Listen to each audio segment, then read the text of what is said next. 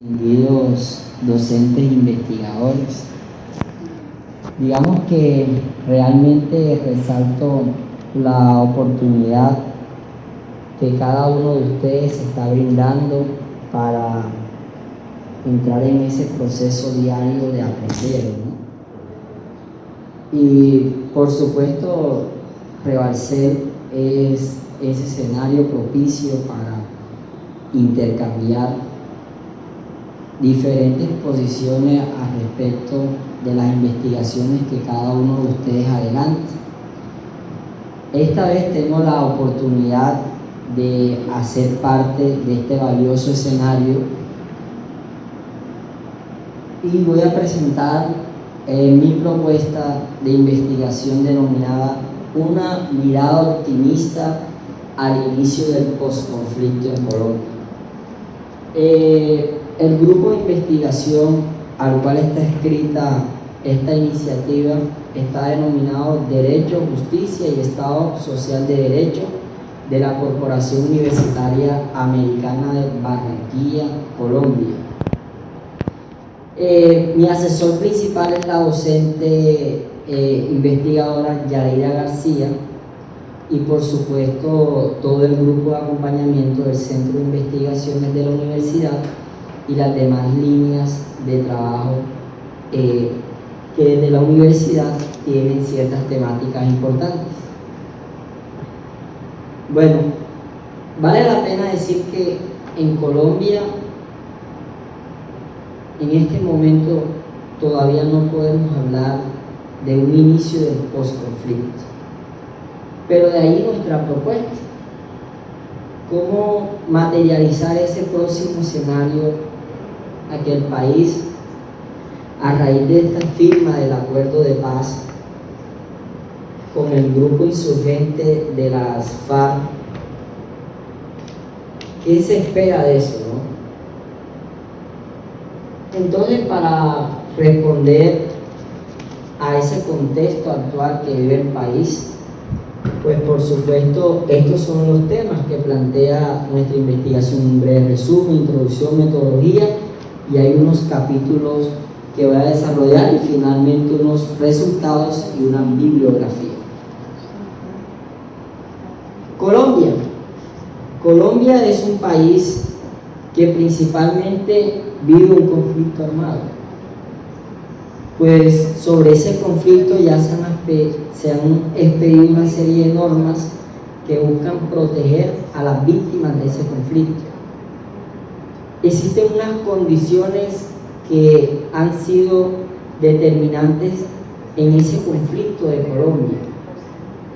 Por supuesto, hay ciertos autores que voy a mencionar que precisamente abordan la temática del conflicto colombiano.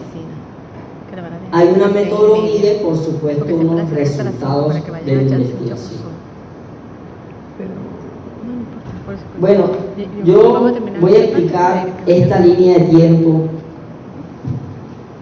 de la siguiente manera. A partir del año de 1950 se materializa la violencia política en Colombia, es decir, existen unos referentes de dos partidos políticos, los cuales se estima que aproximadamente existieron entre 400.000 y 500.000 víctimas entre esos dos partidos políticos, que eran por un lado el Partido Liberal y de otro lado el Partido Conservador. Dos ideologías políticas existentes que buscaban, por supuesto, tener el poder en el país.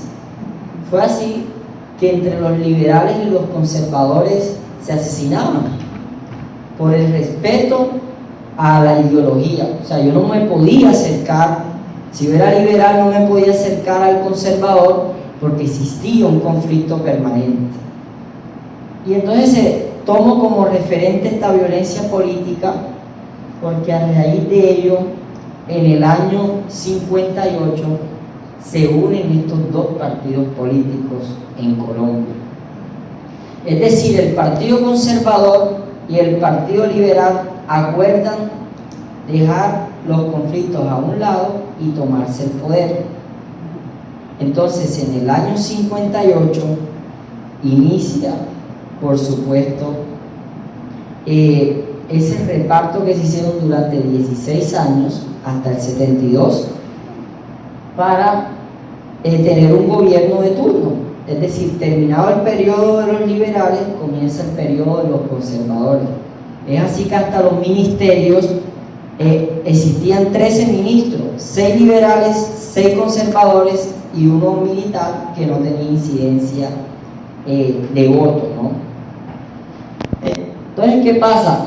La misma concentración del poder en estos dos partidos políticos motivó a que los demás partidos no pudieran lograr participar en política en Colombia. O sea, la oposición no podía participar, la izquierda no tenía condiciones para participar.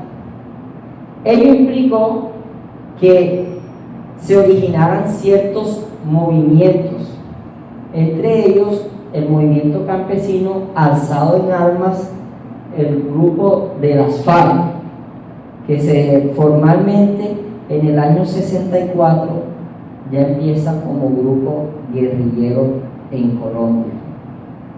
Este grupo insurgente de las Fuerzas Armadas Revolucionarias de Colombia, denominada Ejército del Pueblo, fueron los campesinos que se alzan en armas en contra de las políticas del Estado. Es decir, a raíz de toda esa oposición, de toda esa imposición existente entre esos dos partidos, se generaron esas confrontaciones contra el Estado colombiano. De allí que hasta este momento, ¿cuál ha sido el resultado? El desgaste político y económico del Estado en materia de políticas de guerra. Es decir, cómo combatimos a estos grupos insurgentes. Resulta que en el año 91 se marca un hito histórico que fue el constituyente del 91, la expedición de la Constitución Política de Colombia. Y por supuesto que ya la Constitución, los constituyentes que hicieron parte se dieron unas comisiones, y en esas comisiones por supuesto se integró a ciertos grupos también que ejercían una oposición contra el Estado. Pero las FARC no se tuvo en cuenta. De allí, por supuesto que el conflicto ha generado, actualmente hay 8 millones de víctimas en Colombia, según fuentes oficiales de la Unidad de Atención y Reparación de Víctimas, que ya les en qué consiste. A partir de esas garantías que dispuso el legislador en el año 91, pues hablamos que en ese periodo histórico del 97 al 2011, el legislador colombiano se propuso establecer normas para proteger a las personas que han sido víctimas de este conflicto. La primera norma del 97 que se pidió fue la ley 387 del 97, que estableció medidas de prevención para un fenómeno que es mundial, pero que Colombia pues también evidencia, que es el tema del desplazamiento forzado.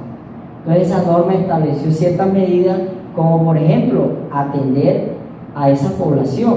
Entonces el Estado debía atender a la población. Pasó todo este tiempo, y en el año 2011 ya como tal se materializa la Ley de Víctimas y Restitución de Tierras, la Ley 1448 del 2011, que buscaba esta ley de que en un marco de garantías fundamentales se establecieran medidas de atención, asistencia y reparación integral a las víctimas del conflicto de Colombia. Es decir, el Estado debe reconocerle unas reparaciones a esas víctimas. Por supuesto, se dejó una prerrogativa de en qué consisten dichas reparaciones. Entonces, a raíz de todo este proceso, vemos que en el año 2012 inicia una negociación. Nosotros, a nivel internacional, se habla de unos acuerdos de paz que está desarrollando el grupo guerrillero de las FARC con el gobierno de Colombia. Pero ¿qué sucede? En realidad el término acuerdo propiamente lo podemos ver desde el desarrollo temático que se está planteando en La Habana, es decir, los puntos que están tratando. Pero en realidad, ¿qué es lo que está haciendo la guerrilla? La guerrilla en este sentido ha fracasado con esas políticas de guerra. ¿Y qué es lo que persigue? Una negociación que permita construir políticas de paz. Entonces la negociación es el medio idóneo que está votando en este momento la guerrilla de la FARC con el gobierno para que se definan unos aspectos importantes en las garantías próximas en ese postconflicto que surge a través de la firma de los acuerdos de paz. Este 2016 es el año que se aspira la firma de los acuerdos de paz, lo que han llamado ciertos autores como Tito Hernando Pérez, que él dice que este conflicto armado en Colombia obedece a dinámicas políticas, económicas, sociales de carácter estructural. Pero yo tomo a este autor como referente porque el tema de Colombia es político.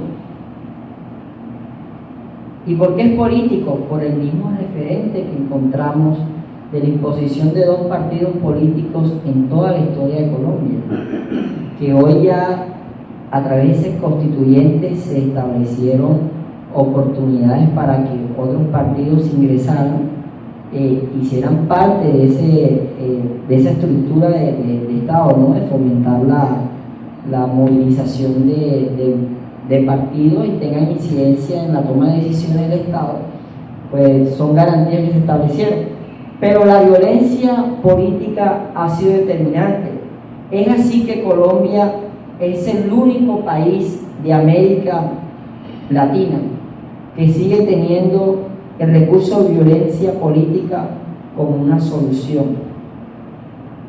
O sea, lo notamos, estamos viendo que todo se da a través de acuerdos políticos. Sentémonos, hablemos, ¿qué quieres?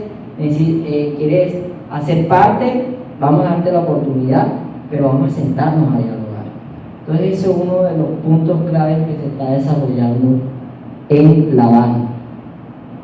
Seguidamente, la metodología de investigación. Esta metodología, está diseñada desde aspectos jurídicos y normativos. Es decir, la realidad normativa no puede estar alejada de la realidad social. Y es allí donde, en el caso colombiano, para poder entender el conflicto armado, debemos irnos a lo que el legislador ha propuesto. Y es allí que hemos tomado esos referentes normativos para desarrollar una investigación mixta. Digamos, el enfoque cualitativo lo vamos a trabajar desde describir todas esas situaciones que generaron el conflicto armado, vista desde un análisis de autores que nos va a permitir llegar a ciertas conclusiones, pero también es cuantitativa porque aspiramos a hacer una serie, y ahí la muestra, ¿no? Hacer una serie de entrevistas, como les voy a mostrar, a ciertos líderes y personajes que pueden tener ciertas coincidencias y pueden inferir sobre este tema. Y las técnicas y herramientas se hacen una revisión bibliográfica, estudio y análisis de investigaciones y análisis del discurso. Es decir, vamos a sumar todo el tema bibliográfico de autores para que sea muy complementario y ello nos permita pues crear ciertas concesiones sobre el tema. Entonces, mirar de los fundamentos legales de reconocimientos de las víctimas. Miren, aquí identificamos a este autor. González Pablo es un docente muy referenciado con el tema de el derecho internacional humanitario. Tiene un libro con esa denominación de la Universidad Libre de Colombia, y él dice que la persistencia del conflicto armado profundiza la crisis humanitaria, reproduce las economías ilegales y encubre las dinámicas de transformación violenta en el uso de los territorios. Es decir, el conflicto, por supuesto, y los que lo han vivido el conflicto, es lo que mueve al país. Realmente el país, a través de esas políticas, establece qué se pretende. Hombre, solucionemos ese conflicto que ha existido con ciertas partes para, por supuesto, apostarle a otras políticas. Y es allí, digamos, ese término de posconflicto, de salirnos de ese escenario de guerra para ir a un escenario transitorio de paz. Es decir, inicia un proceso de construcción de la paz. Seguidamente, las condiciones próximas del posconflicto. Este otro autor que dice que el posconflicto no puede entenderse como un fin último, sino como un proceso en el que hay tareas por hacer, entre ellas el fortalecimiento, incluso la refundación del Estado, y por ese camino el logro de una legitimidad amplia y plural que reemplace el imaginario negativo. O sea, sabemos que el Estado debe cambiar esa forma represiva contra los grupos insurgentes. O sea, en vez de plantear una política de confrontación armada, planteen políticas de paz para ver cómo buscamos negociar, cómo buscamos acordar con los actores del conflicto. Entonces resulta que esta investigación nos permitió lograr una entrevista con José Mujica Cordado, el presidente de Uruguay, diputado, un gran ejemplo de América Latina y del mundo, porque es un personaje que nos ha enseñado que se puede hacer una política que incida, por supuesto, en la construcción de paz, a pesar de que tenga ideales relacionados con el tema socialista y comunista, ¿no? Entonces Pepe Mujica, esta entrevista fue el 24 de diciembre del año pasado, del año 2015. Bueno, digamos que esta entrevista marca una pauta esencial de establecer qué es lo que está desarrollando el gobierno o el grupo de guerrilleros de las FARC en La Habana. El mayor reto del posconflicto, ¿cuál es? La reintegración de la guerrilla a la vida civil. Es decir, el Estado los reconoce como colombianos, pero también el Estado les establece unas garantías para que no vuelvan a delinquir. Y ese es el mayor reto del conflicto de Colombia. ¿En qué van a consistir esas zonas de concentración que ha dicho el gobierno? Entonces, ¿cómo se va a trabajar esa política para que no surja lo que pasó con la experiencia de la desmovilización del M-19, que después de haber pasado todo un proceso de paz y esto, ¿no? Muchos que decidieron irse a los caminos de las bandas criminales. Entonces de allí varios problemas existieron. Entonces, ¿qué pasa? Ese reto es el que va a mostrar en el tiempo cómo se va a construir los escenarios de paz en Colombia. Es decir, se va a establecer una serie de garantías para ese grupo, pero ese grupo guerrillero, ya de ciudadanos, tiene que, por supuesto, contribuir a esa construcción de la paz que puede durar muchos años. Al respecto de ese tema, yo entrevisté al asesor del Alto Comisionado para la Paz y yo le pregunté cuál es su concepto de paz, y miren lo que dice: el concepto de paz es poder no solamente cesar las violencias políticas, sino empezar a generar las condiciones para hacer una construcción de ciudadanía donde confíes en el Estado y lograr tramitar los conflictos de manera pacífica sin tener que matarnos los unos a los otros. Es decir, se encauza el tema de que es determinante que el Estado promueva políticas de paz. Pero no obstante a eso, hablé con este señor, muy interesante, que es el presidente del Instituto Catalán para la Paz de Barcelona, España. Y por supuesto, la pregunta que le realicé fue: ¿usted qué piensa de estos acuerdos de paz? ¿Qué ve de positivo? Entonces responde: hasta ahora es un acuerdo razonablemente positivo. Y que va incluso mucho más lejos de lo que se podía esperar en algún punto. ¿Y esto a qué se refiere? Colombia ya ha fracasado en ese sentido de estar sentado con la FARC. Y este proceso, pues, se denota que, por supuesto, tiene muchos aspectos positivos más que negativos. Y dice: por lo tanto, yo creo que es un buen camino. Ahora, los acuerdos son papel, lo importante es lo que pase después del acuerdo. El camino que se está haciendo es interesante.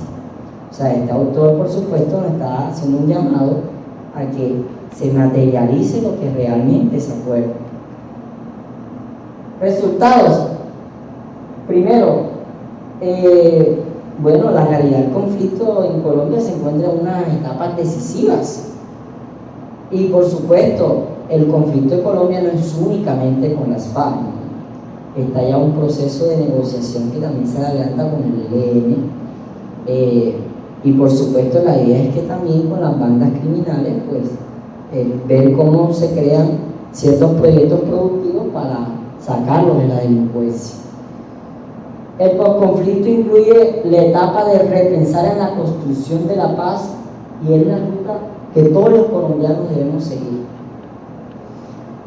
Otro punto, que la firma del acuerdo de paz expone la idea del inicio del postconflicto. Es decir, lo que pasa es que uno puede inferir de que la firma de un acuerdo me trae un posacuerdo. Es decir, vamos a hacer visible lo que por supuesto se acordó. Pero ¿por qué infiero de esa temática? Porque es que Colombia ha iniciado una de las guerras por más de 50 años. Y pasar de ese escenario de violencia que ha generado esas 8 millones de víctimas no es un acuerdo por acordar. De allí el postconflicto, o sea, salgamos de esa guerra y vámonos a unos escenarios de paz. El tiempo de las confrontaciones armadas para solucionar los conflictos debe quedar aislado de la forma costumbrista de solucionar las problemáticas surgidas en la sociedad. Y ahí es donde quiero hacer una conclusión, me parece interesante, que dice: hemos demostrado que el conflicto y la confrontación armada han sido el resultado de más violencia y más violencia. Y de allí su fracaso.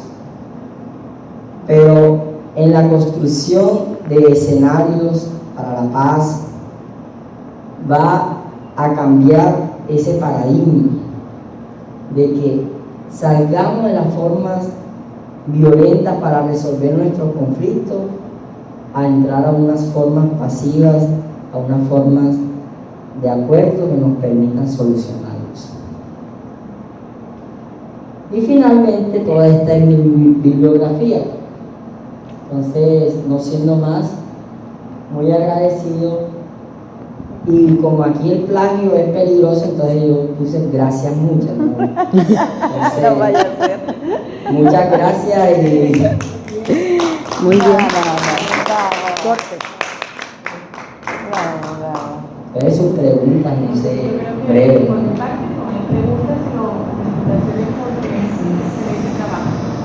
Gracias, muchas gracias.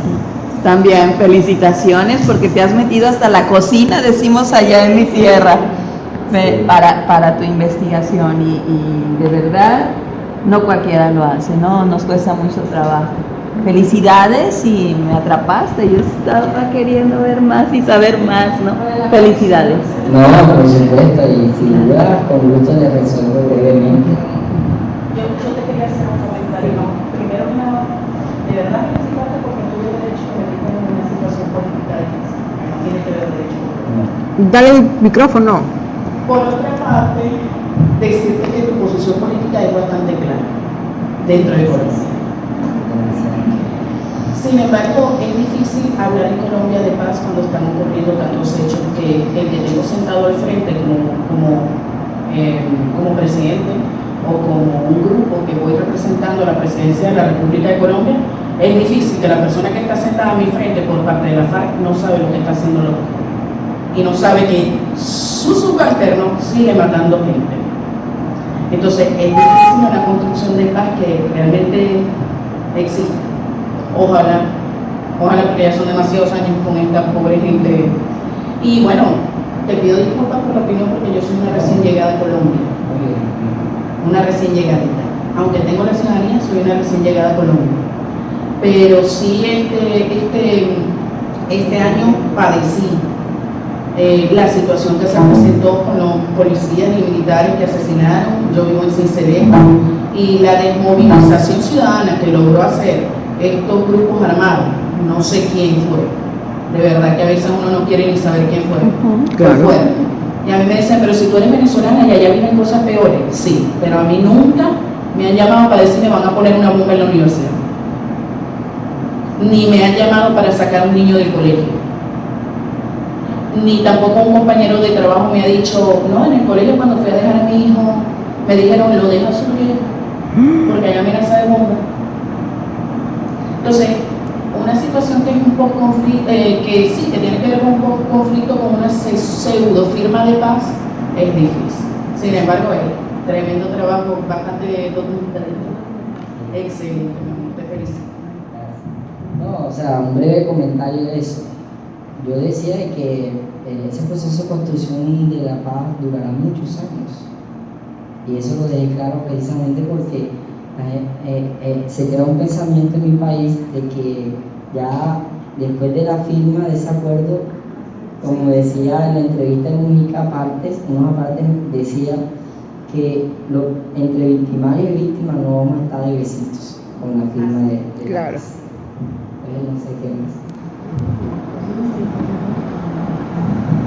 Pues igual me uno a la felicitación de los compañeros y realmente destacar esa valentía tuya, una valentía intelectual, una valentía social para tratar un tema, un país que sabemos, un país hermano, que por muchos años vive en conflicto. Plantear un escenario de paz compromete también al escenario educativo.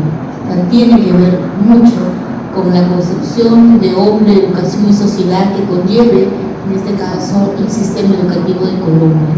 Yo creo que tu aporte es muy positivo y siempre tener fe, esperanza y confianza en que las personas, en este caso los políticos o los negociadores, llegarán obviamente a un acuerdo sentido en la paz de las personas y que esos 8 millones de almas inocentes, ¿no?, que pagaron por causas de repente muy ajenas, muy distantes, se reivindiquen y que Colombia traslade tras esa firma verdadera, sincera, de paz, ese sentimiento para todos los latinoamericanos que también, aún no siendo colombianos, lo vivimos. Te felicito muy de veras por ese nivel de investigación que has hecho, una investigación que ausculta y que consulta a las personas que puedan trasladar un mensaje claro, muy veraz y que tú has hecho.